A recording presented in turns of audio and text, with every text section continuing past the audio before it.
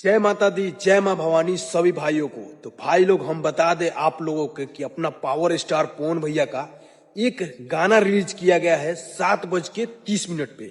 गाना के नाम है रूसा ना करेजा। भाई लोग ये गाना पति पत्नी का नोक जो गाना है, और गाना क्या गाना है, गाना एकदम बेहतरीन है, मजा आ जा रहा है गाना सुन के। सबसे पहले आप लोग इस गाना को सुनिए।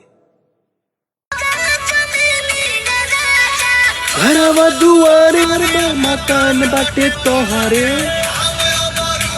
मकान बाटे तोहरे, करे जा बाटे तोहरे। तो भाई लोग यही वाला गाना है, एकदम गाना लाजवाब है, मस्त है। भाई प्रियांशु सिंह म्यूजिक दिए हैं और गाना लिखे हैं आशुतोष तिवारी जी। तो गाना आप लोग भी जाइए सुनिए और भर भर के प्यार और आशीर्वाद दीजिए। गाना आया है योग माया यूट्यूब चैनल से, तो आप लोग भी जाइए सर्च मारिए गाना रूसा ना करे जा। एकदम मस्त गाना है भाई लोग। हम अभी तक लमसम हमको लग रहा है कि 200 से ऊपर बार गाना सुन लिया है आदमी। मजा आ जा रहा है गाना सुन के।